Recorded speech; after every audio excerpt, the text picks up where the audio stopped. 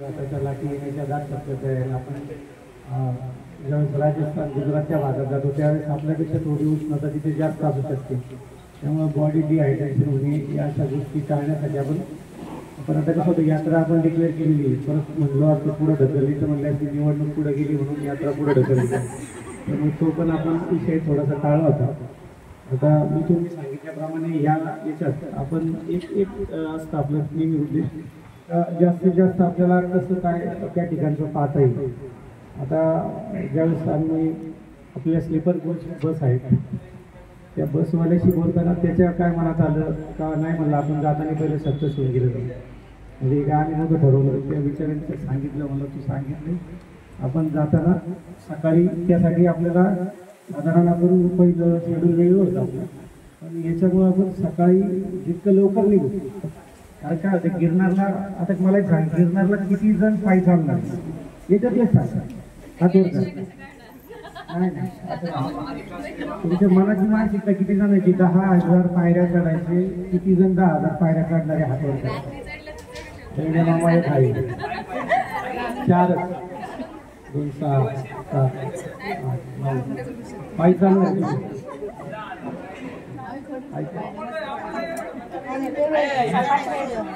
टीव्हीला गेले सगळे पायी गेले. त्याचं कसं निम्मच अंतर आहे, असं काही जास्त पण अंतर नाही, तुम्ही जाऊ शकता. ज्याची मनाची मानसिकता आहे त्यांनी पायी चालायचं.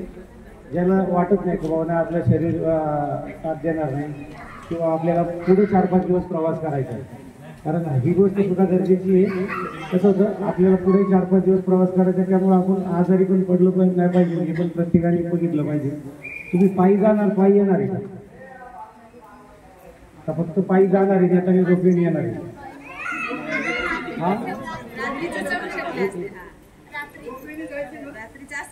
नाही नाही, मला एक सांगा ना, तुम्ही पायी जाणार आहे का पायी येणार आहे? कसं आहे, तुम्हाला जे कोणी सांगितलंय का पायी जा, त्यांनी तुम्हाला काय सांगितलं मला ते विचारायचं. तुम्ही पायी जाणार येताना कसे येणार?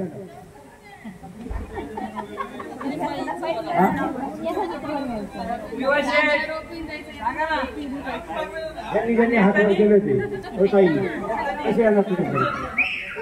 पायी येणार का नाही? बसूनच सांगा, बसून सांगा.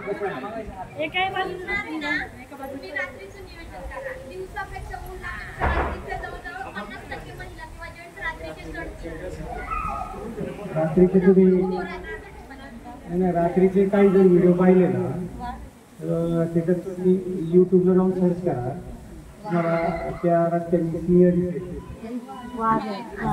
तुम्हाला पुढे सकाळी व्हिडिओ टाकला पुढे त्या व्हिडिओमध्ये काय होतं साफ होतं.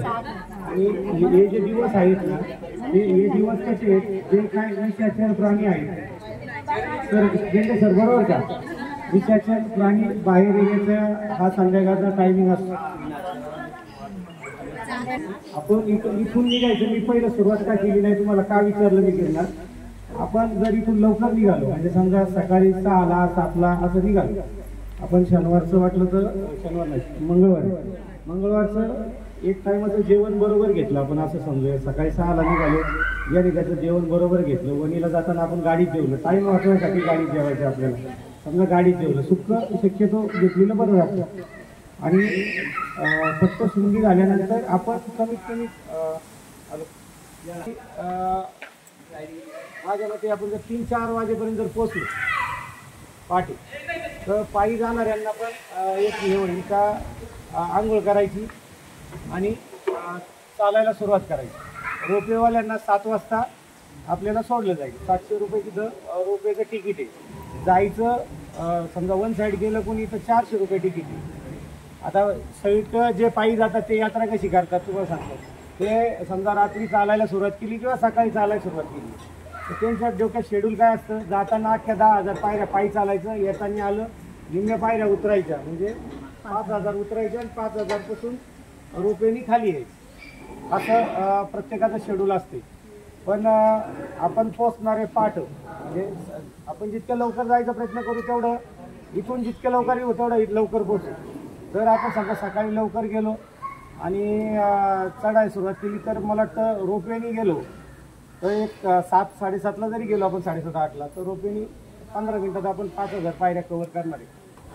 तसं समजा सकाळी 4ला गेलेली ते पण बरोबर 8-8:30-9 वाजेपर्यंत तिथं असते आपल्याबरोबर, तिथून पुढे चालायच्या अंतराला. म्हणजे त्यामुळे तो अंतर आपलं एकत्र हे होईल.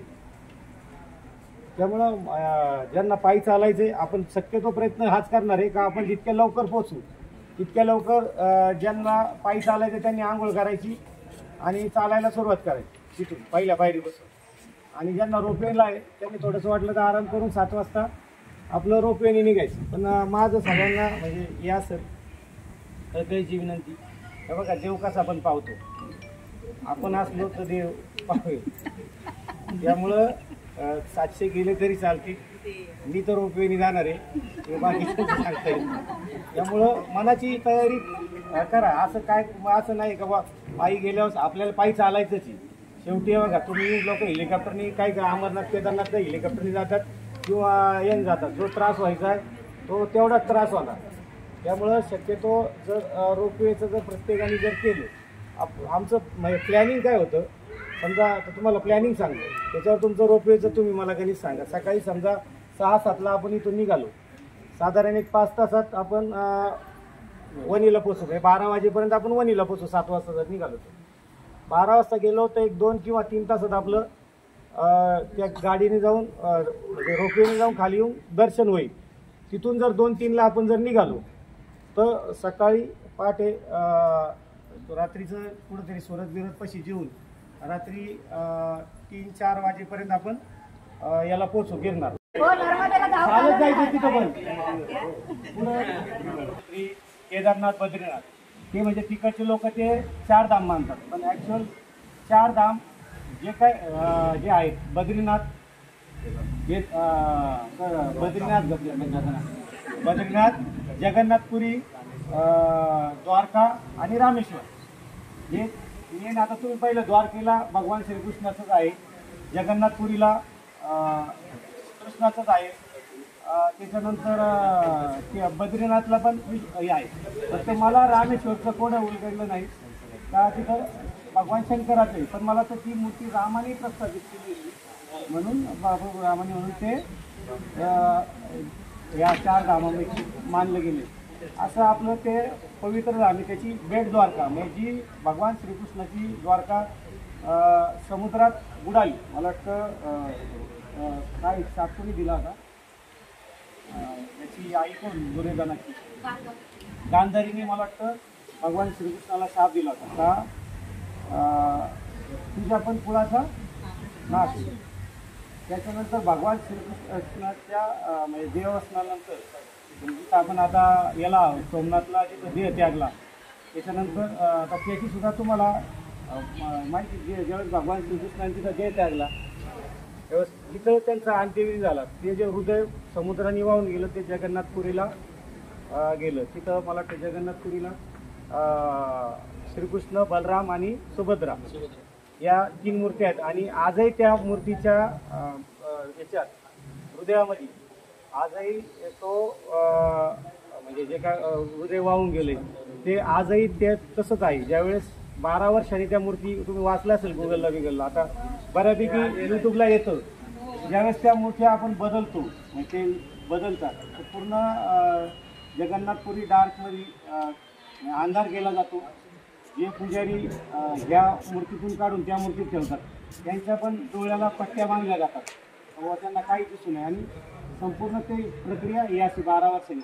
पण ज्या पुजारी या याच्यातून घेऊन त्याच्यात हे करतात त्यांचा म्हणजे अनुभव असा आहे का आपण कसं म्हणतो एखादं जिवंत हृदय असं जसं करतं तसं आजही ते धडधड करतं असं येईल. तर ज्या ठिकाणी झालं ते तो ठिकाणाने भगवान श्रीकृष्णाचं आपल्याला बेट द्वारकाची द्वारका बुडवली.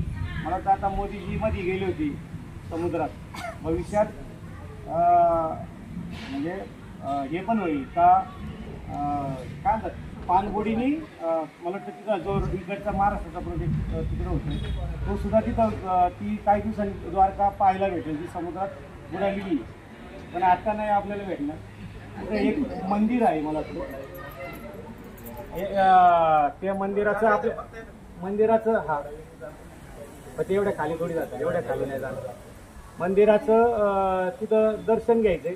माझी पहिली वेळ आहे, त्यामुळे मला वाटतं मंदिर ते मंदिर कसं आहे, श्रीकृष्णाचं मंदिर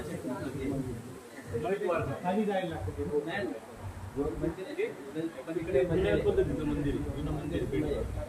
ते त्या मंदिराचं दर्शन घेतलं तिथंच मला वाटतं अन्नप्रसादाची व्यवस्था आहे. कारण आपण परत जर हॉटेलला गेलो तर परत मला वाटतं आपल्याला 40 किलोमीटर आहे ना, 40 किलोमीटर मागं जावं लागेल.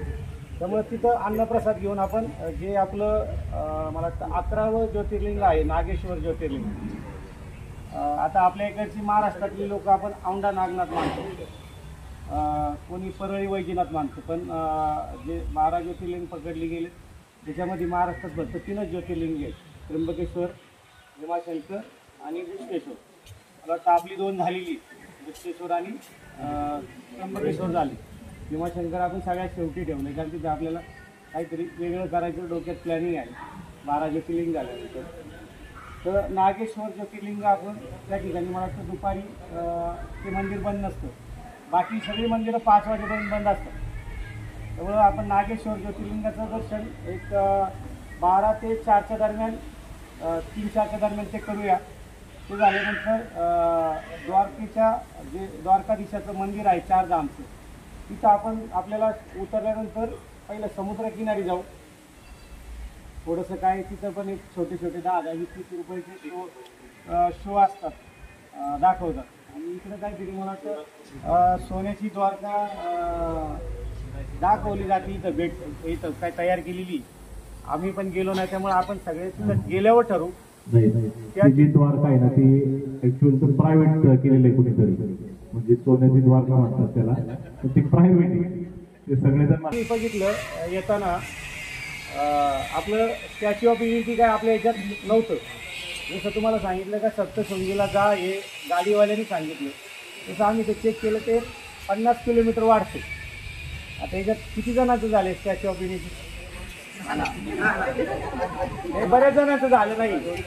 आपण सगळे जाणार आहात, मग चाललोय तर मग योगाने तिथं आपण पाहूया. फक्त आता तिथं एक प्रॉब्लेम आपल्याला असा होणार आहे, आपण समजा रात्री 11-12ला जर द्वारकेहून निघालो तर सकाळी एक 8ला ते मला वाटतं चालू होतं. आपण साधारण समजा 7-8ला पोचलो तर आपला आंघोळीचा हा विषय राहणार. तेवढं फक्त तुम्हाला ॲडजस्ट करावं लागेल.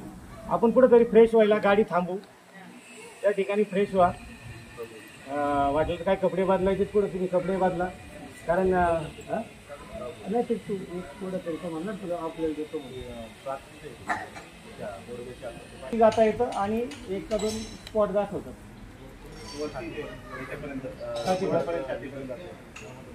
मग आता त्याच्यात फक्त आता कसं होतं, मी का विचारतोय, आपल्या असे संख्या कळली पाहिजे.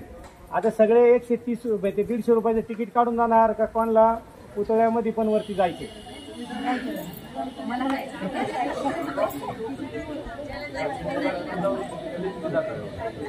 150 रुपयाचं तिकीट काढायचं ते दिवाळी दादा.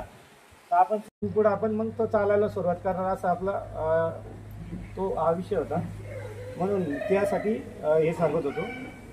आता इथून निघताना पहिलं म्हणजे सुरुवात अशी करूया, आपल्याला यात्रा आपली 1, 2, 3, 4, 5 आणि म्हणजे 6ला 12 6च्या रात्री 12 वाजेपर्यंत येऊ शकतो, म्हणजे 5च्या 12 वाजेपर्यंत.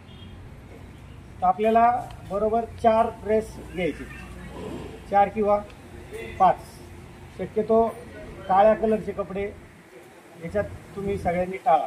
महिला वर्गाने स्कार्फ तुमचा जरी काळा कलरचा असेल किंवा काय असेल, कारण जेवढं ऊन शोषून घेणारं असेल तेवढा आपल्याला त्रास होतो. बरोबर 4 किंवा 5 दिवसाचे कपडे. बाकी आपण सर्वसाधारण जसं ट्रिपला जातो तसं तुम्हाला औषधं वगैरे सगळ्यांना माहितीच असतात, बरोबर घ्यायची. 4 किंवा 1 ड्रेस एक्स्ट्रा घ्या, 5 ड्रेस घ्या. 5 ड्रेस घेऊन समजा 7 वाजता आपण इथं निघालो, 12 वाजता वणीला जाऊ, वणीवरून तिथून निघालो, पहाटे सुरतला जेवण करून आपण गिरनारला पोचू. गिरनारला पोचल्यानंतर आता आम्ही बोलतोय त्याच्याशी, त्याचं तो आपल्याला रूम देणार आहे सकाळी 8 वाजता. मग त्याला आम्ही सांगितलं तुझ्या ज्या खाली असतील, समजा आपल्या टोटल रूम किती आहे? 46 आणि AC वाले ना, तर आपल्याला त्यांनी भले 20 जरी रूम दिले आंघोळीपुरत्या, हे महिला वर्गासाठी. पुरुष काय आम्ही वाटलं होतं काही ज्येष्ठला रूम देऊन हॉलमध्ये आम्ही आंघोळ करू शकतो. तर हे आपण जेवढं लवकर उरकू आणि रूम आल्यानंतर वाटलं तर बॅगा घेऊन देता येईल त्याच्या आणि तिकडून आल्यावर आपल्याला हे करायचे. सकाळी समजा 7ला रोपवेवाले गेले, 7, 8ला 9 वाजेपर्यंत, समजा 8:30-9 वाजेपर्यंत जरी पोहोचलो, 9, 3, 12 वाजेपर्यंत आपण दर्शन करून परत आलो पाहिजे. कुठं? रोपवेला. रोपवेचं टायमिंग असतो सकाळी 7 ते 5. कारण जर जे पायी जाणार आहेत त्यांना उशीर झाला तर रोपवे बंद होऊन जाणार. त्यामुळं जेवढे चालणाऱ्यांना बरोबर काठी, एक घरून टॉर्च, मगाशी मी तुम्ही सांगितल्याप्रमाणे एक आपली याची स्टीलची बॉटल, पण स्टीलची बॉटल कॅरी करताना लय मोठी अशी ते मोठाले असतात, शक्यतो बारकाल्या स्टीलच्या बॉटल फार कमी असतात. तेवढ्या मोठमोठ्या बॉटल घेऊ नका, त्या परत आपल्याला हे करताना रस्त्यात मला वाटतं काचेच्या बॉटल त्यांच्या भेटतात. आपल्या बॅगेत किंवा ह्याच्यात पर्समध्ये पुढंच प्लॅस्टिक आपल्याला वरती घेऊन दिलं जाणार नाही. सगळं प्लॅस्टिक तिथं खाली काढून देतात. त्याच्यानंतर पुढं आपल्या जर समजा आपण ज्या पाण्याच्या बॉटल तुम्हाला देणार आहे त्या पण त्या आपल्या रूममध्ये किंवा ज्या आहेत त्या रस्त्यातच टाकून द्यायच्या. साधारण आपण एक माझी आमच्या अशी इच्छा आहे का तुम्ही सगळे 12, 1, 2 वाजेपर्यंत खाली आलो पाहिजे ना. पुढं गिरणार 2 वाजता जर आपण आलो, 2 किंवा 3 वाजेपर्यंत 1 तासभर आराम करून 4 वाजता जुनागड शहर तिथले आपण आपल्याला साईड सीन पाहता येईल. जर तुम्ही चालत गेले तर मग तुमची काहींची चुकामुक होणार. पहिली गोष्ट म्हणजे रोपवेने असं निम्म्या मानापर्यंतच जाणार, मग कंपल्सरी निम्म्यापर्यंत रोपवेने गेले तर तिथून पुढे तर चालणंच आहे. यांनी नवस केलं काय करणे, पायी जायचे नाही ना, मग त्याच्यामुळे नियोजन बारगळलं. जमलिंगही होईल, त्यांना पायी जायचं असेल ना, विशेष नका घेऊ तू. मीटिंग झाल्यानंतर एक ट्रायल बेसिक म्हणून काय समाधानरावांच्या पायऱ्या चढून नाश्ता घेणार आपण. सकाळी नाश्ता चहा करून गिरनारला जाणार आहे आणि दुपारचा प्रसाद आपण वरती गिरनारलाच घेणार. चालत जाऊ किंवा काही जाऊ, तो दिवसभर चालू असतो. फक्त आता एक ध्यानात ठेवायचं, या तीर्थक्षेत्राला त्या गिरनारला तर बाबा चिमटा घेऊनच उभा असतो.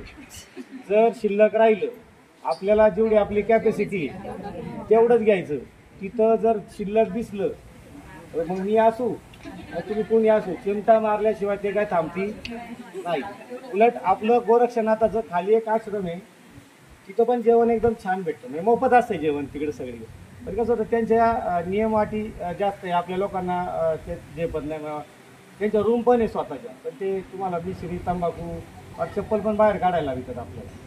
त्यामुळं दुपारचं जेवण वरती, सकाळी चहा नाश्ता करूया, त्याच्यानंतर संध्याकाळी आपल्याला जेवायला जायचं आहे. असा आपला तो शेड्यूल आहे. तुम्हाला पहिल्या दिवसाचं कळलं, सकाळी 7ला समजा इथून निघालो आपण, ती पोस्ट टाकू, 7ला निघालो बरोबर 5 दिवसाचे कपडे आणि दुपारचं जेवणाचं बरोबर घ्यायचं आहे. शक्यतो ओल्लं घ्यायचं नाही, कारण तो जे आपली झोपायची जागा आहे तीच खराब नाही झाली पाहिजे. कारण आपल्या जेवायचं टायमिंग, गाडीचा ब्रेक मारायचा टाइम एक नको व्हायचा. त्यामुळे थोडंसं आपण ते प्रत्येकाने कटाक्षाने पाळा. पहिल्या दिवसाचं आपलं दर्शन आहे सप्तशृंगीचं. दुसऱ्या दिवसाचं म्हणजे 2 तारखेचं आपण गिरनारचं दर्शन आहे. तिसऱ्या दिवशी सकाळी आपण लवकरच, आता रात्रभर आपला आराम होणार आहे. जर आपण सगळे 2ला परत आलो तर आरामशीर आपण लवकर निघू. 7, 7:30ला आमची इच्छा आहे. आता याच्यात एक हे बघा, हा एक ऐच्छिक विषय होता कुठला, सप्तशृंगीचा. तिथं तसा गिरचं जंगल आहे, जवळजवळ मला ते 650च्या आसपास सिंह आहे. आता आपल्या नशिबाने दिसतात ना दिसतात देव झाले, पण त्यांची एक अर्धा तासाची राईड असते. बस असते, बस आपली पण बस आतमध्ये जाऊन देतात, पण ते आपल्या बसला पण 150 रुपयाप्रमाणे पैसे घेतात मानसी. त्याच्यापेक्षा मग आपली बस मिळायच्या ऐवजी त्यांच्या बसमध्ये जाऊ, ते 150 रुपये प्रत्येकाचे घेतील. एक अर्धा तासाचा त्याचा राऊंड असेल. फेमस आहे गिरचं जंगल. तुम्ही जर छोट्या गाड्या घेतल्या तर त्याची कॉस्टिंग जवळजवळ तुम्ही गुगलला वगैरे सर्च करा, 4-4, 5-5 हजार रुपये त्याची 3-3 तासाच्या राईडची कॉस्ट असते.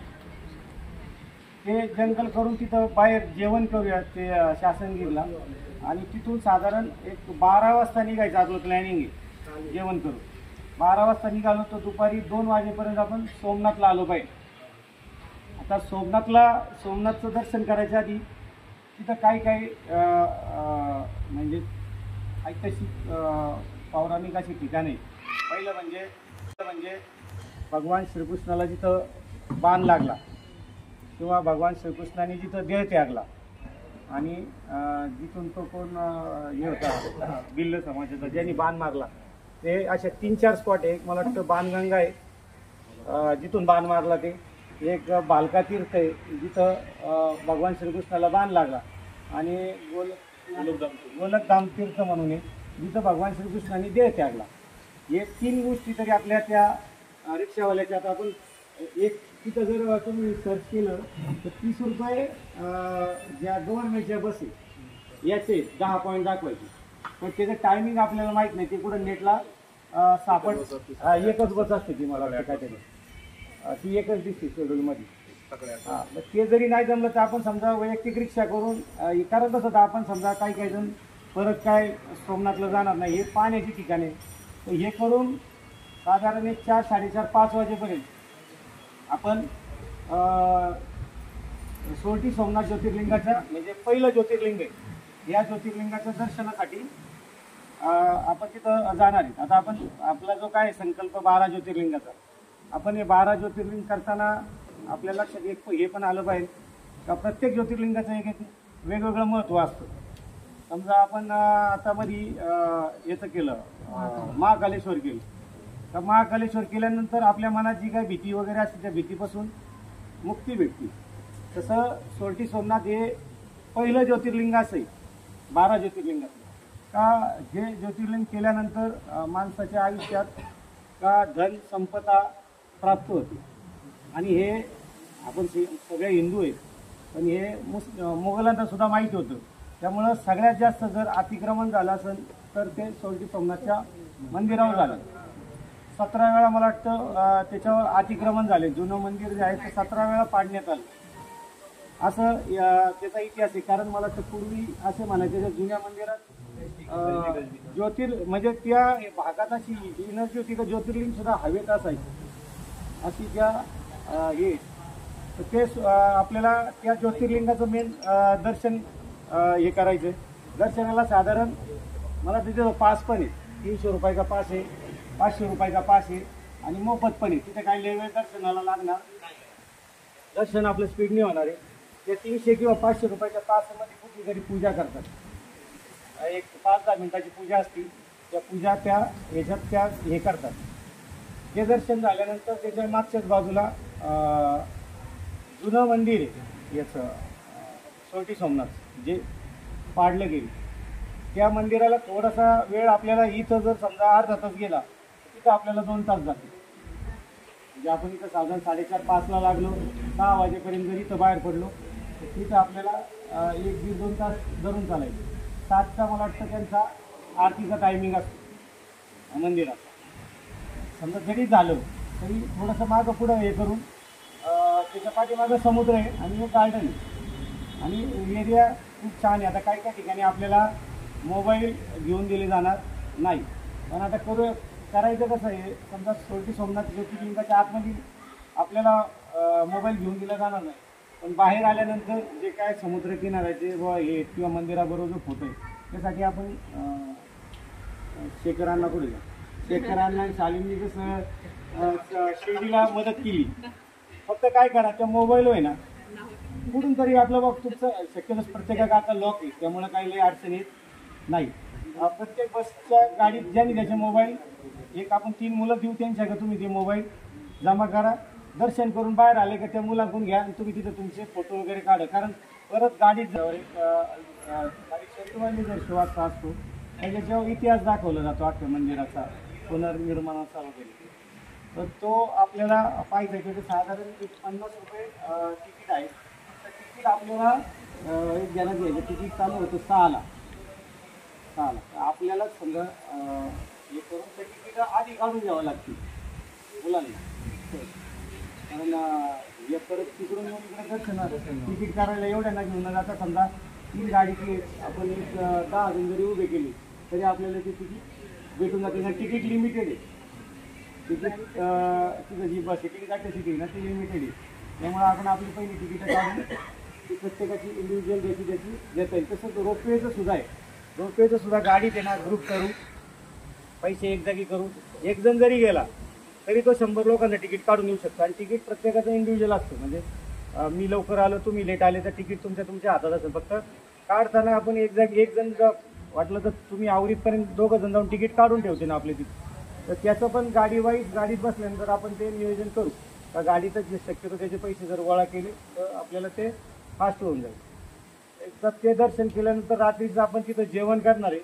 जेवण केल्यानंतर साधारण एक 10:30-11 वाजता आपण तिथून द्वारकाला प्रस्थान करणार आहे. साधारण एक 4 ते 5 तास साधारण लागतील.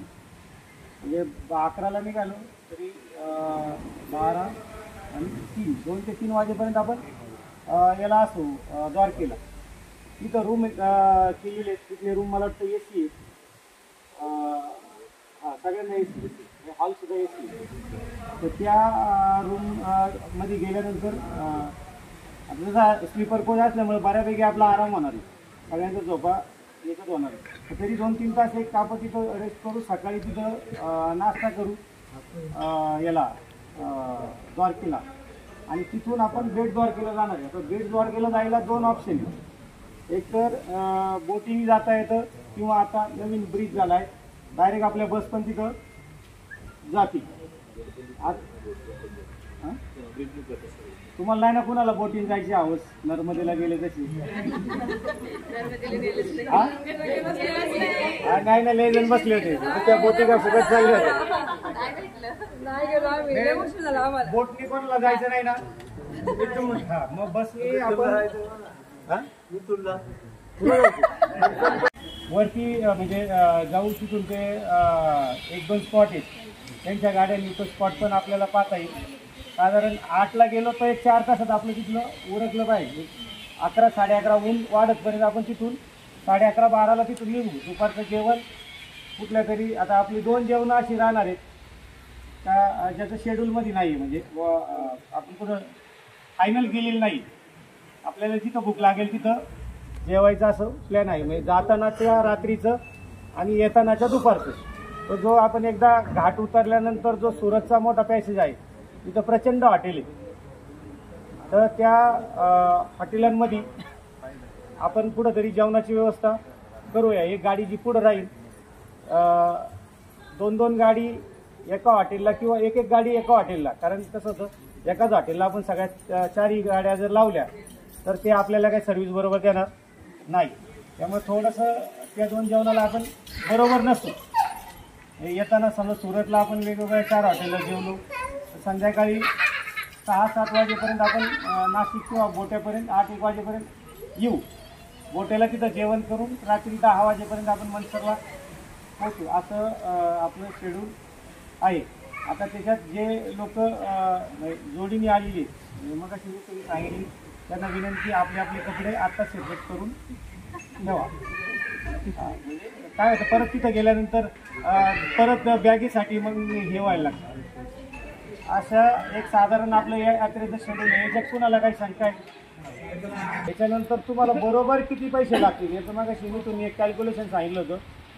ज्याला रोपवेने जायचे 7,000 रुपये 700 ते पायी जाणार आहेत. पण येताना त्यांना रोपवेने जायचे त्यांना 400 रुपये खर्च आहे. हे हा खर्च तुम्ही आपण ध्यानात घ्या. समजा जिथं आपलं हॉटेल आहे तिथून गिरनारचं जो म्हणजे जिथून पायरी तिथं आपण चालत जायचं. एखाद्याला वाटलं 20 रुपये देऊन मी रिक्षाने जाऊ शकतो काय हरकत नाही जायला. काय असं म्हणजे लाजायचं नाही बाबा मी रिक्षात बसलोय आणि वाटलं काय करणार मी याच्यातून उतरलोय रोपेतून डोलीत सुद्धा जरी बसले ना तरी काही अडचण नाही. शेवटी शरीर आपलं किती साथ देतंय ते प्रत्येकाने पाहणे गरजेचं आहे. ते 700 रुपये आपल्याला लागतील 20 रुपयाची तर रिक्षाला लागतील.